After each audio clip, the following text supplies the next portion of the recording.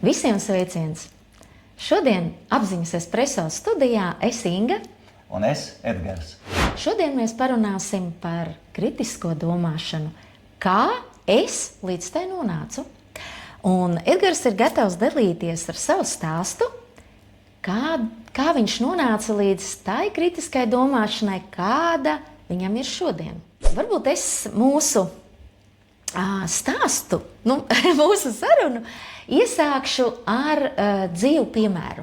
Pieņemsim, pielīdzināsim kritisko domāšanu muitas kontrolē. No sākuma šī muitas kontrole ir pilnīgi atvērtām robežām jebkurai kontrabandai. Vēlāk jau mēs savas robežas aizslēdzam un pāri robežai nevar iekļūt pilnīgi neviens, tā skaitā arī labais. Un tad mēs robežas atveram, bet ieviešam gudru muitas kontroli. Un tad jau pāri robežai var ienākt arī kaut kas vērtīgs. Lai vai kādu ceļu mēs ietu, šajā gadījumā tas ir stāsts par tavu ceļu līdz tavai šodienas kritiskai domāšanai, mums vienmēr ir ļoti svarīgi apzināties to savu punktu A, no kā tad mēs tā kā iesākam šo ceļu. Mēs, protams, esam nedaudz aprunājušies, kāds tad ir tas tavs stāsts, lai es varētu sagatavot jautājumus un mēs varētu aprunāties. Tad, manuprāt, tas tavs ceļa sākums un tas punkts A, ka tu biji kā sūklis, kas uzsūc visu. Īpaši neizvērtējot, kas būtu vai tik vērtīgs vai netik vērtīgs. Tad saka, Edgar, man, vai tava kritiskā domāšana bija tāda tajā ceļa sākuma posmā visās jomās vai tikai garīgajos meklējumos? Padalies. Pareizi tu saki. Es sākotnēji biju ļoti atvērts jebkam jaunajam. Tas man bijis kopš bērnības, un arī šobrīd tas nav zudis. Man ļoti patīk izzināt kaut ko jaunu, izprast kaut ko. Un, ja tu pieskaries garīgiem meklējumiem, tas jau tie man sākās lielajos 11, kaut kādos 18, 19 gados. Jā, tad es biju ārkārtīgi atvērts jebkurai garīgai informācijai, kas bija sastopama, vai tās bija grāmatas, vai tās bija kaut kādas nodarbības. Tas man bija tiešām tāds sūkļa periods. Tā kā bērnībā es uzsūcu jebko, ko es vispār sastopu sev apkārt, tā jau tādīs 19 gados es sāku uzsūkt jebkuru informāciju, kas saistās ar kaut kādu apziņas attīstību, ar prāta stāvokļiem, ar psiholoģisko izpratni, ar esenciāliem jautājumiem par pasaules uzbūvi. Un tad, jā, tas pirmais solis bija uzsūkt jebkuru informāciju, kas man nāk. Un, protams, ka, lai vispār spētu kaut ko analizēt, uztvert un iegūt, man bija nepieciešama šī informācija. Es uz viņu gāju, es viņu iegūju, un, protams, ka ne jau vienmēr es kritiski izvērtēju uzreiz ienākošu jaunu informāciju. Un ārkārtīgi svarīgi ir šis iekšējais skeptiķis, jo tas patiesībā ir tas, kas tā kā ienākošo informāciju apšauba. Ja? Atvērts prāts, tas ir, ka tu visu tā kā pieņem, bet ir tas skeptiķis. Saki man, kā tev bija ar to iekšējo skeptiķi? Ja? Kas bija tas veids un kurā brīdī tu viņu tā kā pilnībā noliedzi un līdz ar to atvēra ceļu tam, ka tev nezinu, tu kaut kādu, kas kaut ko gudru var pateikt un kaut kādu mācību iedot, tu esi gatavs pilnīgi bez kaut kāda šī iekšējā skeptiķa apšaubīšanas pilnīgi pieņemt. Es kopš bērnības esmu bijis absolūts optimists. Man viss likās forši, es biju milzīgi, es vēl joprojām esmu ļoti azartisks. Līdz ar to skeptiķis manā prāta struktūrā, tas bija kaut kas, kas vienmēr tikai aizdzīts projām, tur kāds skepsis. Daram, jā, tas ir interesanti, ejam uz priekšu. Tā kā, principā, ļoti, ļoti ilgu laiku skeptiķim nebija vietas manā domāšanā. Tas ar laiku gan parādījās, bez šaubām tādas lietas notiek dzīvē, bet pirmajā dzīves posmā nekādas skepses.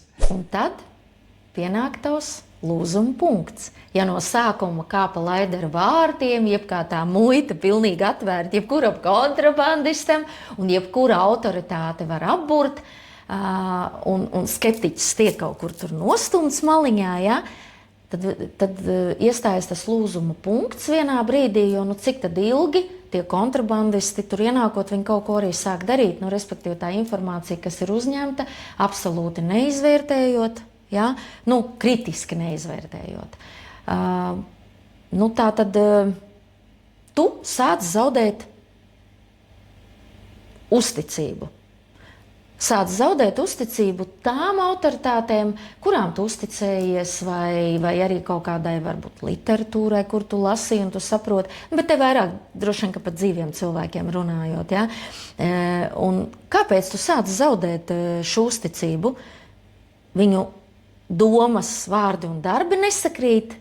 Padalies. Sākumā, jā, es biju ļoti atvērts jebkam, uzsūcu kā sūklis jebkuru jaunu informāciju, nekritiski izvērtēt, bet tas ir tā atvērtā prāta princips. Man prāts ļoti atvērts bija uz jebkādu jaunu informāciju, un tas ir ļoti forši, jo es tādā veidā varēju arī uzņemt to jauno informāciju. Jo tad, kad es uzņemu kaut kādu pilnīgi jaunu informāciju, ļoti grūti viņu uzreiz kritiski ir izvērtēt. Jo kritiskā izvērtēšana, viņa balstās uz pieredzi. Ja man tās pieredzes nebija vēl, man īsti nebija pamata tai kritiskai domāšanai, ar ko izvērtēt. Un sākumā es visu ņemu.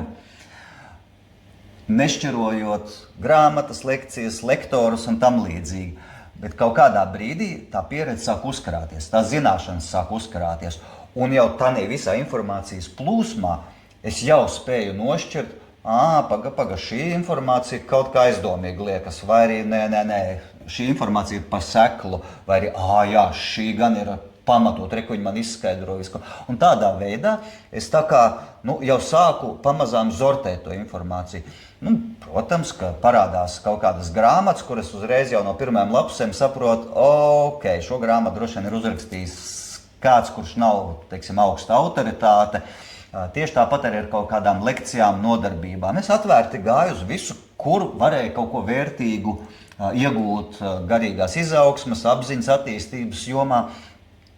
Un vienā brīdī, kur es jūtu, ka lektors sāk vai buksēt, vai nonākt pretrunās pats ar sevi, apgalvot vienu, kaut gan pēc viņa rīcības un vispārējās loģikas es redzu kaut ko citu.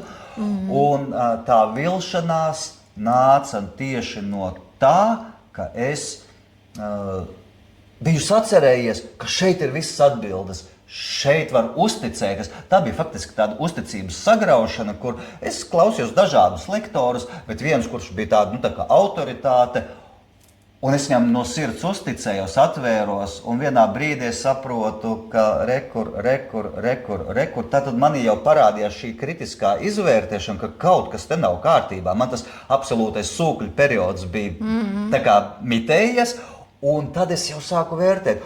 Un tur, kur tu esi atvēris visu savu sirdi un ticību, un ka jā, rekur ir, un pēkšņi tu sāc apzināties, ka rekur, un vēl atskatoties atpakaļ, tu sāc salikt kopā, un tev nāk tā vilšanās sajūta. Un tas pilnīgi emocionāli tā kā norauj tevi lejā. Saka jau, ka vilšanās tās ir ļoti labas zāles pret lētprātību. Ja? Un tomēr man tad gribas jautāt, vai tās tad bija beigas? Vai tiešām tās bija beigas, jo tu stipri vīlies, ja? Tu redzēji, ka nesaskan, kā tu saki, to autoritāšu, tur, kur tu eji un mācies un apgūst, un pat patiesībā diezgan vērtīga informācija, ja? Bet tu redzi, ka tas, kurš dod to informāciju, viņam nesaskan ne domas, ne vārdi, ne darbi, bet tas ir ārkārtīgi svarīgs tāds. Ja? Tātad. Vai tiešām beigas, tad, kad tev iestājās vilšanās? Man bija īstenībā divas dziļas vilšanās. Tātad es divreiz izgāju tam procesam, līdz ar to tā atbilde, protams, ka tās nebija beigas, bet tanī brīdī man likās, tās ir beigas. Viss šī te garīgā stāstīšana, nē, te ir pārāk, liela, tā, plūstoša vide, kurā var samest jebkurš, jebko, jebkādā veidā, un aptuveni viss, es šo beidzu, es gribu pamatotas zināšanas, uz kurām es varu paļauties. Pēc pirmā emocionālā šī kritiena un smagās vilšanās man bija sajūta, ka tās ir beigas. Kas bija tie tādi kaut kādi vilšanās tie brīži? Viens tu minēji lektors, kur tu tajā laikā teiksim, apmeklēju un kur tu redzēji, ka galīgi viņa autoritāte kā tāda, bet kas vēl? Vilšanās bija tieši cilvēkā. Jā. Bet tā kā viņš bija iedevis to lielāko bāzi, to izpratni sākotnējo par šo te apziņas attīstību, tad, protams, ka vilšanās nāca visā, ko viņš stāstīja, ko viņš pasniedza. Un pat ar prātu saprotot, protams, tur ir daudz kā vērtīga, bet tā vilšanās ir tik dziļa, ka viņa automātiski pārklāja visu šo te. Kas ir, man tagad atskatoties saprotu, protams, ka tas tā nevar būt, jo es vīlos konkrētā cilvēkā, bet tas automātiski pirmajā stadijā parāda līdzi vilšanos par visu, kas saistīts par un ap viņu un to informāciju, ko viņš deva. Jo kāpēc es to jautāju? Jo redzi, es bieži sociālo tīklu vidē pāršķirstot un apskatot to vidi un saprotot, kas cilvēkiem sagādā tās lielākās vilšanās, kāpēc to, ka tu ar kaut kādu ārkārtīgi vērtīgu informāciju dalies, ko tu reāli praktizē, ko tu viņu zini, un tai pašā laikā tā kā ir tāda atstumtība, norobežotība, un tad tu saproti, ka katram ir savs stāsts aiz tā, un kaut kāda sava dziļa vilšanās, kuru pēc tam nav izstrādāta, vislielākoties. Jo tad, kad mēs izstrādājam, mēs saprotam, tas bija tikai kaut kāds tas brīdis.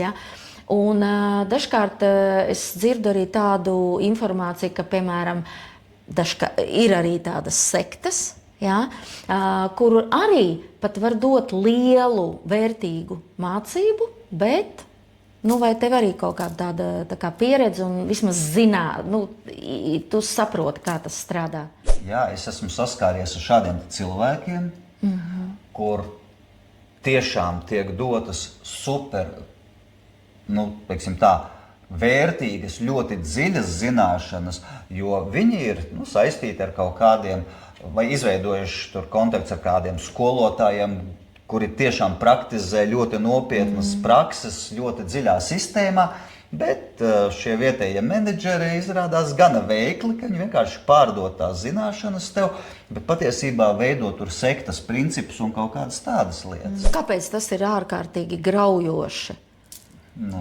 Ja ir runa tieši par tādām lietām, kā ārkārtīgi sensitīvu, kur cilvēks, jo parasti tad, kad ir runa par garīgu izzināšanu, cilvēks jau ļoti atverās, viņam ir šī ticība, un tas man ir tāds ārkārtīgi graujoši. Jā, jo savu apziņu tu vari pētīt atveroties. Tu nevari savu apziņu pētīt, aizveroties vai no kaut kādiem šauri dogmātiskiem pieejas principiem. Tev jābūt atvērtai domāšanai, un tad, kad tu atveries, nenoliedzami tev būs ticības elements, kas ir ļoti svarīgs, jo tu nevari kaut kam jaunam atvērties, ja tu pilnībā netici nekam. Tātad ir ticības elements, ir paļaušanās elements, ir kaut vai uzticēšanās, kas ir līdzīgs ticībai, bet tas ir nedaudz savādāk. Tad uzticības elements, ir cerību elements. Tu ceri, ka caur šo tu kaut ko sasniegs. Šo visu sasumēt cilvēks bieži ļoti atvērts un ievainojams un viegli manipulējams. Un tur prasmīgi manipulātori, 1, 2 izķer šādus te cilvēkus, savalks savā organizācijā vai sākumā tur iebaro skaistām lekcijām vēl kaut ko un beigās, tad tev jāpiedalās, mums ir iespēja kaut ko dziļāk tur un tam līdzīgi, veido savu pulku, kuram parādās biedra naudas, tad sākas biznes, izkalpināšana, jo lūk, tagad mēs sakārtosim vidi, tagad mēs izdarīsim to, un finālā cilvēks izrādās, ka viņš ir atvērties kaut kam tīram un lielam, bet kādi nekorekti manipulātori to izmanto pavisam negarīgiem mērķiem. Jā, šādas te pieredzes Latvijā ir gan dzirdētas, gan esmu bijis saskāries, kur tādas situācijas notiek. Tas ir ļoti nopietni. Tas ir ļoti nopietni. Un arī šādas situācijas var totāli sagraut cilvēka ticību, pat vēl vairāk vispār cerības, ka dzīvē tu vari kaut ko sasniegt, ka tevi novērš caur šo, ka cilvēkam nāk tā apskaidrība, kā, tādā sadzīviskā ziņā apskaidrība, kā Dievs ar mani manipulē. Tas var sagraut ticību vispār jebkam labajam. Jā, tieši tā. Un, protams, ka mūsos visos dzīvo tā izdzīvošanas instinkts, dziļi zemapziņā. Un tad loģiski, ka tad, ja mēs nonākam kaut kur ir jautājums zemapziņā par izdzīvošanu, mums iestājas aizsarga reakcija. Ja? Un tad mēs pārējām nākamajā frāzē radikālis. Ja?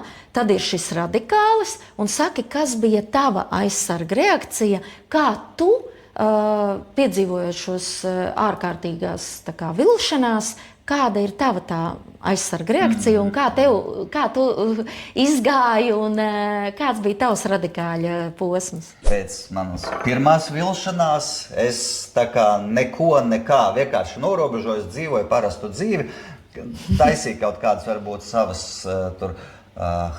jogas, hatha jogas prakses, bet laikam es vēl kādu pusgadu pat tās nedarīju, neko.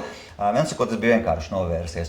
Pēc otrās vilšanās, kuras otrais atnācu atkal pie apziņas attīstības, pie atvēršanās, pie noticēšanas, un tad, kad man bija tā otrā vilšanās, tad man arī kaut kādu īsu laika periodu bija viss, es no tā norobežojos pilnībā, bet es saprotu, mans meklētāja gēns man liek kaut ko meklēt, es gribu izzināt, es nevaru apstāties, un tad es pilnībā iemetos zinātniskos pētījumos. Un tas kļūst par tavu jauno patvērumu, jo cilvēks bez patvēruma nevar izdzīvot. Ja? Jā, es savos meklējumos nolēmu doties tikai un vienīgi pārbaudītās, zinātniski pierādītās lietās, un jebkas, kas nebija tā kā taustāmi vai ar ierīcēm pierādāms, tas jau bija viss. Tā ir tā mistika, kurai es neusticos, es viņu tā kā vispār norobežoju no sevis, un tāds periods man ilga vismaz gadu, bet tur bija milzīgi ieguvumi ar to, ka es izstudēju ļoti daudzas lietas gan medicīnā, respektīvi tieši par neiroloģiju, jo man jau turpināja interesēt, kā tas prāts funkcionē, kā tā apziņa darbojas. Ja? Es sāku pētīt fiziku, kvantu fiziku, kur, teiksim tā, nekad neesmu interesējies un man nav tas matemātiski domājošais prāts, bet es atradu attiecīgi tādas populāras zinātniskas grāmatas, kas skaidroja tās lietas, un es saprotu, lūk, šo zinātne ir pateikusi, tik tālu zinātne ir pierādījusi, tātad šis viss ir ok. Tās bija tās robežas, bet tās robežas man bija ļoti strikti novilktas. Ja nav zinātniski pierādīts, viss, paldies uz redzēšanos. Un tad kādu drošības ilūziju tu sev uzbūvēji? Ka mani neapčakarēs, ka man nebūs vilšanās, ka es būšu pasargāts, jo tagad es uz jebkuru šādu te stāstījumu teikšu. Kuram nav nekāda pamatojuma, kur vienkārši kaut kas... Kur tā kā kaut ko stāstu tur par garīgo sfēru, par apziņu, kaut ko. Nē, ok, jūsu reliģija ir forši, teiksim, vai tavs stāsts, vai mīts, vai rituālika, vai lai kas tas būtu, lai tas paliek jums. Ja zinātnē šis nav pierādīts, tātad tas ir izdomājums, un tam nav nekāda pamata, un es uz to laiku netērēšu. Gribu tērēt savu laiku, bet pavadīt laiku tikai izzinot tās lietas, kurām tiešām ir pamats, pēc kurām nenāks vilšanās. Tas man bija aizsarga mehānisms. Un tas zinātniskais radikālisms tev sākumā šķiet kā tāds ideāls vairogs pret kaut kādiem jauniem tavai mentālajai un garīgajai pasaulē uzbrukumiem. Pareizi? Jā, un tu jau arī atceries. Un arī pret kļūdām un krāpniekiem. Atceries, ka mums pat mūsu savstarpējās sarunās, kur tev bija savi un savādāk tie procesi, kur tu man saki, Edgar, bet nevar tā vai pilnīgi. Es teicu, nē, tu man nepierādīsi ar kaut ko tur tādu. Ja? Jā, tas ir absolūts aizsardzības mehānisms, kurš man tanī brīdī bija psiholoģiski vajadzīgs. Jo tas mani pasargāja no tām lietām, kuras jutos apdraudēts. Un tomēr, lai arī kā tu būtu gājis šīm visām fāzēm cauri, tevī tad iestājas šī nobriešana. Un pat neskatoties uz to, ka ir gan mentāli, gan garīgi kaut kāda tāda brutāla sagraušana, iekšēji notiek, ja? Tad tomēr tu nobriesti. Tu nobriesti un sāc pamazām atgūt caur šo vairogu, kur tu tā kā uzliec to scientismu, ja? Tu tā kā uzliec kā vairogu sev. Un tas kļūst par tavu jauno patvērumu, lai arī tā ir savu veidu ilūzija tavam patvērumu, bet tomēr tas ir, tu norobežojies un tu spēji atgūt atkal savu atvērto prātu. Pareizi, lēnām, uzmanīgi, ja? Un tad pastāsti man kādu tavu reāli piedzīvoto apzināto piemēru kaut kam, kur tu sāc jau pamazām saprast, ka ir kaut kas vairāk, jo tavs prāts sāk nobriest. Loģiski tur tava iekšējā tā meklētāja, tā izzinātāja vēlme nekur nav pazudusi. Viņa tur iekšā ir.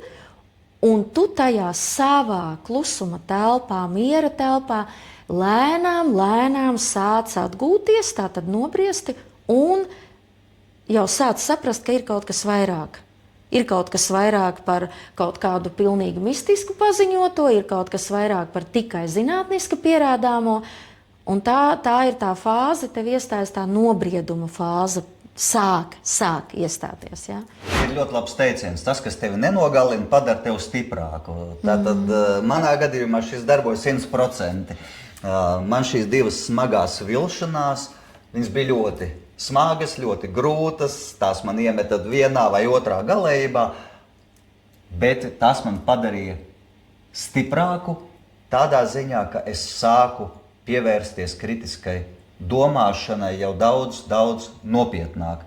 Tas nozīmē to, ka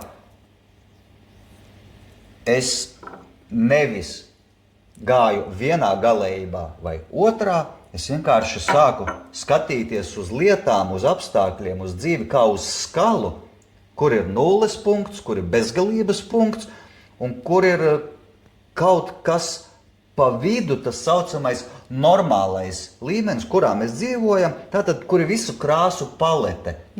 Ja? Un tad es skatos, kā to visu var savienot un pie kā var nonākt un kas ir tā reālā lieta vienā, otrā, trešā situācijā, kur patiesībā arī uz vienu un to pašu lietu es skatījos vai nu caur šo prizmu, vai caur šo, vai caur šo, un tas visas atšķiras, un te nevar pateikt, vai es tikai zinātniski skatos, vai es noraidu, jo dzīve ir daudz sarežģītāka, kā izrādās. Nav tikai mana garīgā pasaule vai mana zinātniskā izpratne. Viņas izrādās sakļaujas.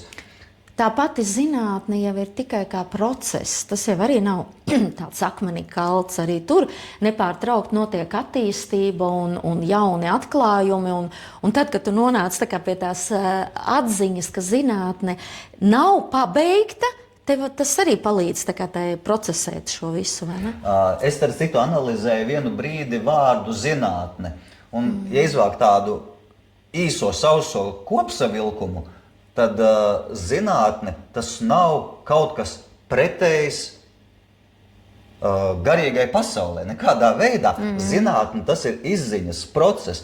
Tas ir veids, kā ļoti padziļināti, metodiski pēta kādu jautājumu. Tas nozīmē zinātni. Uz skalas dažādiem galiem var uzlikt materiālismu vai teiksim, garīgumu, bet zinātne tas ir veids, kā mēs izpētam, un tur jau vairs nav nekāda sadalījuma. Un tas, kas teiksim, bija piemērs manā gadījumā, pirmkārt bija tā, pēc tā otrās vilšanās lai man kā bija, kā es norobežojos, bet es jau prātā sev intelektuāli teicu, lai kā es emocionāli jūtos, emocionāli man bija pilnīga noraidīšana. Bet intelektuāli es sev teicu, es zinu jau no pirmās pieredzes, ka paies pusgads, gads, un es pie tā visa atgriezīšos. Bet šobrīd es to nevaru emocionāli izdarīt. Un tieši tā arī notika, jo man jau bija pirmās vilšanās pieredze. Aptuveni gads pagāja, ka es jau ar lielu interesi atgriezos atpakaļ, bet jau citā kvalitātē, jau ar citiem, teiksim, tādiem redzējumiem. Un tas piemērs dzīvē, ko es gribēju tev minēt, es savulaik biju aizrāvies ar vedisko astroloģiju. Es viņu ļoti, ļoti padziļināti un nopietni pētīju, es braucu uz Indiju mācīties. Un tad, kad man bija iestājas tā vilšanās, gan pirmā, gan otrā, tad es arī aizvēros visām tām zināšanām, ko es biju tur apguvis. Bet tur bija viena pilnīgi, tāda tā kā, nezinu, dieva pirksts, tāda stīdziņa man pavilkta. Es Indijā studējot šo te astroloģiju, vēdisko tieši astroloģiju, es sastapos ar tādiem cilvēciņiem, tādiem vīriņiem, kuri spēja analizēt absolūti neticamā veidā, pateikt precīzas prognozes. Un tā kā es biju, tur bija viena noteikta skola, KNRAO skola, kas man ļoti simpatizē, jo viņi piegāja ļoti zinātniski, pētnieciski tajā astroloģijai. Viņi nebija kaut kādi dogmātiķi, un viņiem bija izstrādāta sistēma, kā viņi analizē tos visus horoskopus. Un viņi darīja ko? Viņiem ir tāds Journal of Astrology, un viņi pirms lieliem pasaules notikumiem, teiksim, ASV prezidenta vēlēšanas vēl kaut kas, viņi publicē savus pētījumus, un pēc tam komentē, kā viņiem tur ir izdevies to noporganizēt vai ne. Un es zinot to viņu sistēmu, kā viņi strādā, ja es pēc viņas mācījos, es saprotu, ka tā sistēma dod to rezultātu, kā viņi apbrīnojami noprognozē tos nākotnes gadījumus. Un šī stīdziņa man tā kā noturēja, kur, jā, es norobežojos emocionāli, neticu, arī intelektuāli saprotu, ka astroloģija nav zinātniski pierādīta, bet tie apbrīnojami precīzie rezultāti, ko viņi prognozēja par lietām, kur viņiem nevarēja būt atbildes, man lika visu laiku turēt prātā, varbūt ir kaut kas ārpus tās zinātnes, kas man notur pie tā visu un kas man palīdz to ticību uzturēt. Un šī stīdziņa, kaut gan es jau sen biju beidzis ar astroloģiju nodarboties, es jau sen nenodarbojos ar to, un tā kā jau bija pagriezis tam visam muguru, un tas zinātniski nav pierādīts, tā tad nav. Bet tā stīdziņa man prātā, jo tie bija man konkrēti fakti, kur es sastapos ar tiem cilvēkiem un viņu prognozēm, kas bija neticami, vienkārši neticami precīzas, un es zināju to ceļu, kā viņi iet, un tā kā es lasīju viņu žurnālā aprakstīto analīzi, es saprotu, ka viņi iet pēc precīzi tiem priekšrakstiem, ko mums mācīja. Tas bija tāds mans dzīves piemērs, kas man ļāva tā kā saglabāt šo te saikni, ka varbūt ir kaut kas vēl vairāk par pierādīto. Un šajā smalkajā izziņā un apstiprinājumā un ceļā atkal pie sava atvērtā prāta, pie pieņemšanas, pie atzīšanas, ka ir kaut kas arī smalkāks un ka tas ir ceļš un process, kur tu izzini. Tu saskāries vēl ar kādiem piemēriem tieši austrumu filozofijas tūkstošgadīgajā pieredzē, kā ir meditācija. Ja? Un tāpēc arī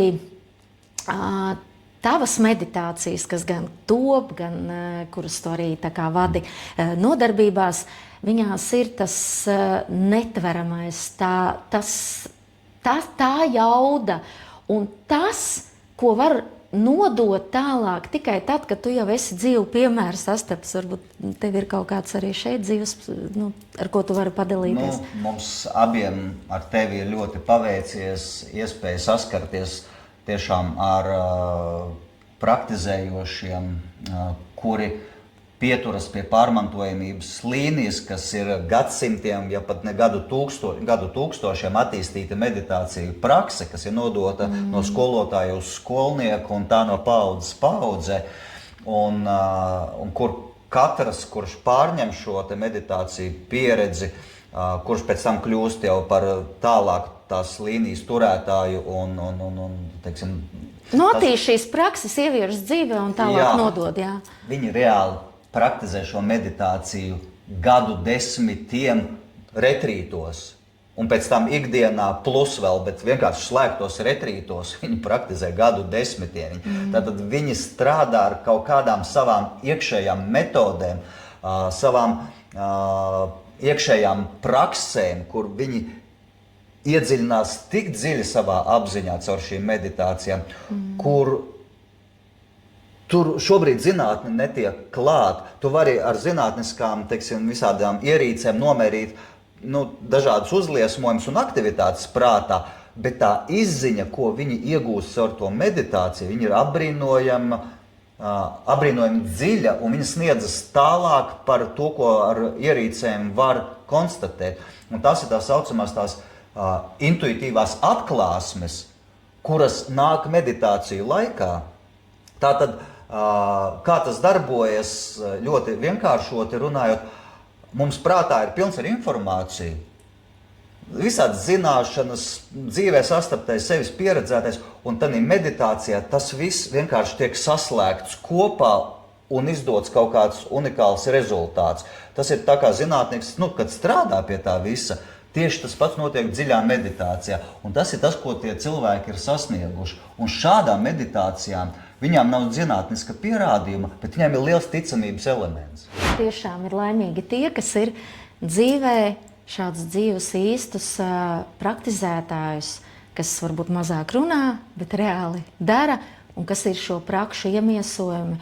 Un jā, mums ir ļoti, ļoti paveicies tev tā skaitā, kā satikt šādus dzīves piemērus, un tas arī ir tas, kas mūs tād, kad vai kaut kāda dzīves situācijas, vai kaut kas mūs izsit no tā līdzsvaru, kur mums šķiet, ka neticu tam vai atgrūž to, tad tas atkal tā kā atgriež. Un pie šī tad saki, lūdzu, kā ir tāds teiciens noliet bērnu kopā ar netīru ūdeni, ja? Kā tad nenoliet šo bērnu, jeb to tīro, īsto, patieso dzīvo, kas darbojas, kopā ar to nevērtīgo?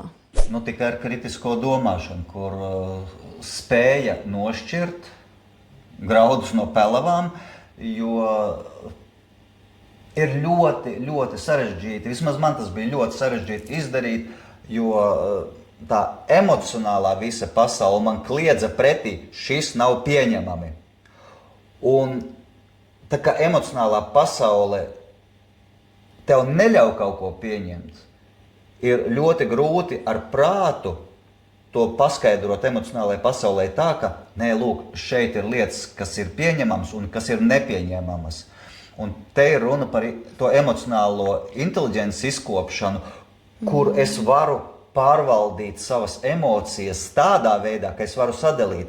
Šeit manas emocijas attiecas pret šo nepieņemamo daļu, bet lūk, šeit ir pieņemamā daļa, un šeit manām emocijām vajadzētu būt vai pozitīvām, vai kā minimums neitrālām. Tas ir tas, ko es nemācēju izdarīt pirmajās 2 reizēs. Es vienkārši, man bija liels emocionāls kaut kāds, veidojums, kurš bļāva nē.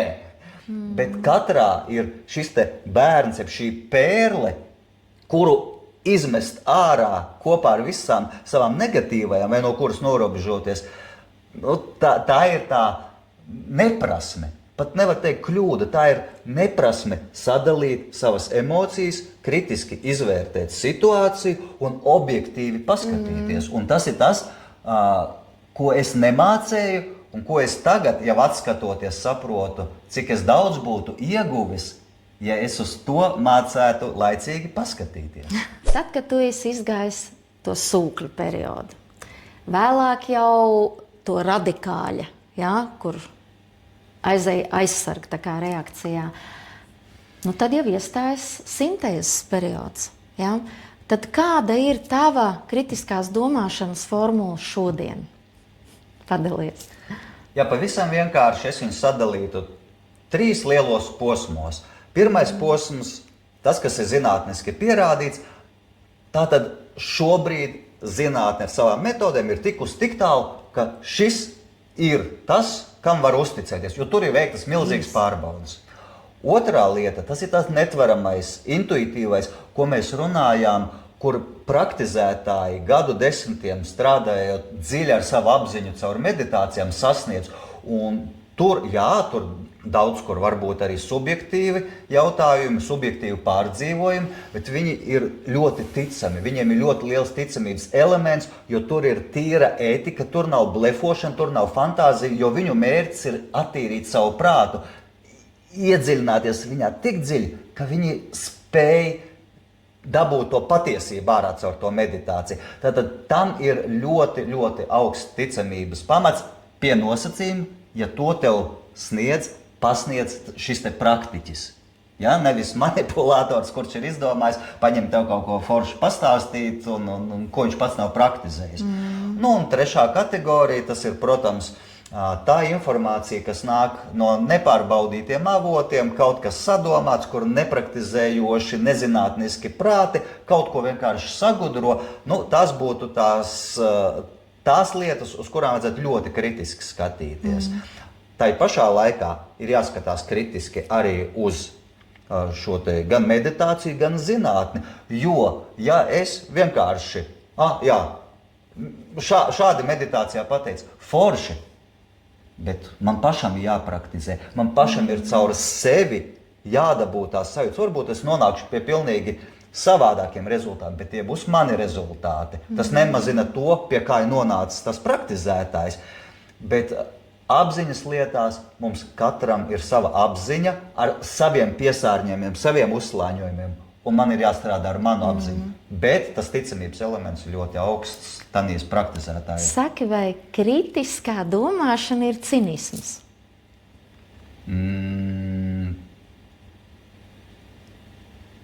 Dziļākajā būtībā nē. Virspusē skatoties, jā, kaut gan tie ir nošķirami jēdzieni. Nu, visu apgāst, par visu paņirgāties, tas nestrādā. Tā nebūs kritiskā domāšana, jo kritiskā domāšana skatās no abām pusēm. Gan lai nošķirtu netīrumus, gan lai saglabātu tās pērles, tās vērtības. Tā ir tā īstā kritiskā domāšana. Cinisms, tas ir dogmatisms, tā ir noraidīšana. Tā ir tikai pusīte no kritiskās domāšanas. Un, turklāt tā ir tā negatīvā pusīte. Kritiskā domāšana patiesībā ļauj mums tikt galā ar saviem aizspriedumiem. Ar aizspriedumiem iekšējiem un ar visādām tādām neizpratnēm un neizpratni par lietu būtību. Un te man gribētos aicināt klausītājus un skatītājus padomā, kurā fāzē šobrīd atrodies tu? Sūkļa, radikāļa vai sintēzes. Un kurā no tiem tagad tu atpazīsti sevi? Padalies komentāros. Varbūt tas mūs arī rosinās uz priekšu, veidojot jaunas sarunas ar tevi, arī pašiem par kādām lietām aizdomāties. Nu ko? Man gribētos teikt, ka dažreiz ir tik vērtīgi apstāties un vienkārši godīgi sev uzdot kādu jautājumu, paskatīties, kur tad es atrodos, kur es atpazīstu sevi un kā tad ir īstenībā. Vieglāk ir atskatīties jau uz to, kas ir noticis, grūtāk, ka tu esi tajā procesā. Un tieši tāpēc mums ir dažādi instrumenti, kā mēs varam nostiprināties kaut kādās noteiktās situācijās un kā iziet tās. Paldies, Edgar, tev par tavu godīgo stāstu, par to, ka tu padalījies. Paldies tev par burvīgu interviju, par labajiem jautājumiem, kur daži man pat, teiksim, bija tā, Jebkurā gadījumā, manuprāt, mēs varam turpināt šādas sarunas un noteikti turpināsim. Un ja tev tas ir interesanti, noteikti iekomentē, padalies un uz tikšanos nākamajā reizē. Atā! Atā visiem!